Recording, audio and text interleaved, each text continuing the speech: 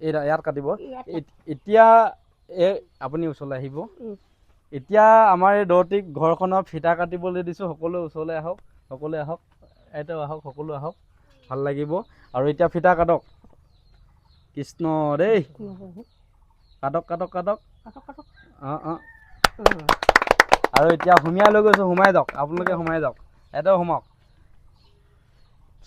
এতিয়া এইখনেই তেখেতলোকৰ ঘৰখন আগতে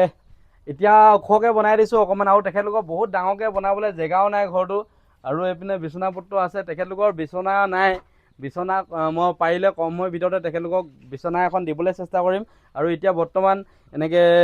পাতি চাতি দি দিছোঁ আৰু বিচনা চাদৰ দি দিছোঁ আঁঠুৱাও নাই আঁঠুৱা ফটা চিটা আঁঠুৱা এখন আছিলে মুঠতে আপোনালোকে দেখিলে কিবা লাগিব সেই আঁঠুৱাখনো মই চেঞ্জ কৰি পেলাই দিব ক'লোঁ ডাইৰেক্ট আপোনালোকক বেয়া পাইছে নি আকৌ পেলাই দিব কোৱাৰ পৰা পেলাই দিলেগৈ ন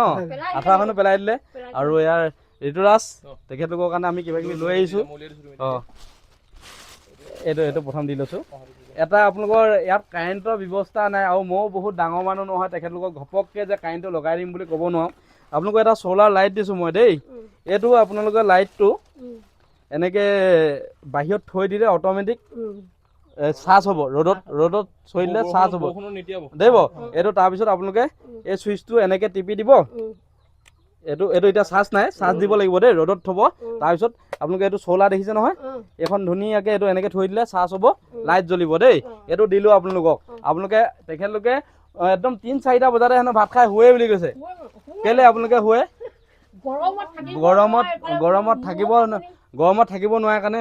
শুই দিয়ে ন সোনকালে কাৰণ বোলে তেখেতৰ লাইটৰ ব্যৱস্থা নাই আৰু মই কাৰেণ্টটো যিহেতু পটককৈ লগাব নোৱাৰোঁ সেইকাৰণে মোৰ পিনৰ পৰা সৰু কিবা এটা দিবলৈ চেষ্টা কৰিলোঁ এইটো এটা লাইট দিলোঁ আপোনালোকক দেই ইয়াতে থৈ গৈছোঁ আৰু এই দৌতিৰ কাৰণে এটা চাৰ্ট লৈ আহিছোঁ মই দেই এটা ধুনীয়া চাৰ্ট দিছোঁ আপুনি এইটো পিন্ধিব দেই গাঁৱলৈ গ'লে তাৰপিছত আৰু লৈ আহিছোঁ আমি এইটো কি আনিলোঁ এইটো মেখেলা এখনহে আহিছে এইটো আপোনাৰ কাৰণে এখন মেখেলা দেই এখন ল'ব মেখেলা ইয়াত ধুনীয়া মেখেলা এখন দিছোঁ আপুনি পিন্ধিব দেই আৰু কিবা কিবি আছে ৰ'ব